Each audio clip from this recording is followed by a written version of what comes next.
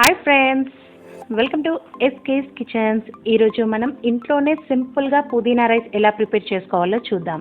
ముందుగా పుదీనా rice prepare చేసుకోవడానికి ఒక కప్పు పుదీనా తీసుకొని మిక్సీ జార్లో వేసుకుంటున్నానండి. ఇది ముందుగా శుభ్రంగా కడిగి పెట్టుకున్నాను.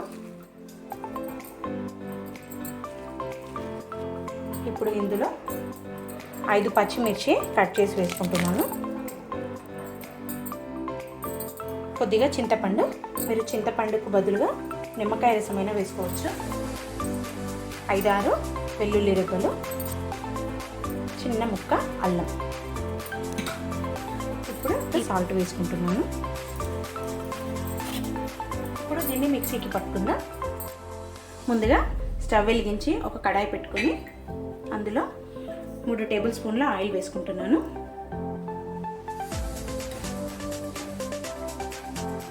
ఇందులో ఒక 2 టీ స్పూన్ల నెయ్యి వేసుకుంటున్నాను. నెయ్యి వేసుకోవడం వల్ల ఫ్లేవర్ చాలా బాగా వస్తుందండి. ఇప్పుడు ఇందులో ఒక బగారాకు, 2 లవంగా, చిన్న దాల్చిన, ఒక నల్ల ఇలాచి, 2 టీ స్పూన్ల సాజీరా.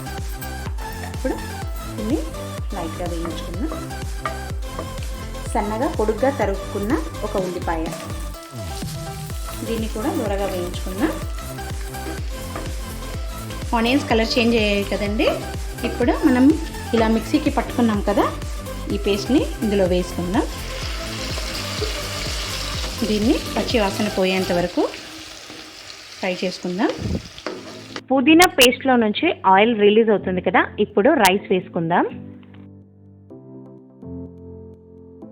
దీన్ని బాస్మతితో కూడా చేసుకోవచ్చండి. నేను సోనా మసూరి రైస్తో చేస్తున్నాను.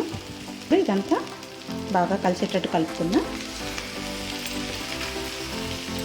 ఇప్పుడు ముందుగా మనం పైన వేసుకోవడానికి కొద్దిగా పుదీనా తీసుకున్నాం కదా, ఇప్పుడు వేసుకుందాం.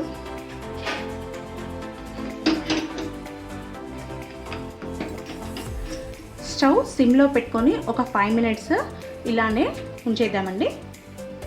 మంచిగా ఫ్లేవర్స్ అన్నీ రైస్కి పట్టుకుంటాయి. పుదీనా, పచ్చిమిర్చి, అల్లం, వెల్లుల్లికి వేసుకున్నాం కదండి సాల్ట్. ఇప్పుడు రైస్కి తగినంత సాల్ట్ వేసుకుందాం.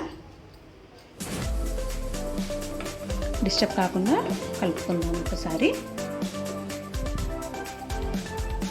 ఇంట్లో రైస్ రెడీగా ఉందనుకోండి, ఇది ఒక 5 to 10 మినిట్స్ లోపు ప్రిపేర్ అయిపోతుంది.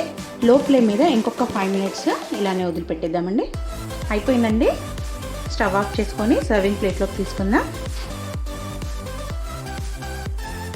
ఇప్పుడు ఫ్రై చేసుకున్న మిర్చి వేసుకుందాం. ఫ్రైడ్ కాజు కూడా. ఇంతే అండి, చాలా సింపుల్గా ఇంట్లో రైస్ రెడీగా ఉంటే 5 to 10 మినిట్స్లో ఈజీగా ప్రిపేర్ చేసుకోవచ్చు. మీకు కనుక నా రెసిపీ నచ్చినట్టయితే లైక్ చేయండి, షేర్ చేయండి, నా ఛానల్ని సబ్స్క్రైబ్ చేసుకోండి. పక్కనే ఉన్న బెల్ ఐకాన్ని ప్రెస్ చేయడం మాత్రం మర్చిపోకండి.